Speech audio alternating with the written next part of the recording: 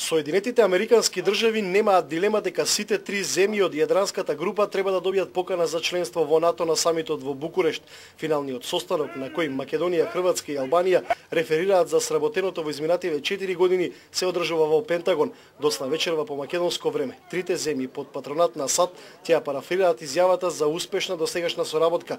Речиси 5 години по потпишувањето на првата повелба, трите држави со задоволство констатираат дека некогашната идеја сега има практична реализација која може да биде пример за останатите држави од регионот на патот кон НАТО. Мислам дека јадранската група е еден целосен успех, може да се каже дека е успешно приказна и тоа ќе гледаме да го пренесеме на останатите држави во регионот. Преголем е ризикот за стабилноста на регионот доколку сите три земји не ја добијат поканата во април и од тие причини пред американските политички и безбедносни експерти, тројцата министри за одбрана ја потенцираа важноста од проширувањето на алијансата.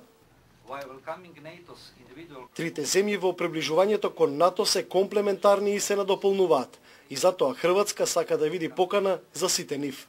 И тројцата имаат речиси идентичен став во поглед на еднината на Косово и стабилноста на регионот. Тоа прашање било тема на средбите и во Стейт Департментот и во Пентагон. А3 групата е отворена и ја поддржува евроатлантската интеграција на Србија, Босна и Херцеговина и Црна Гора.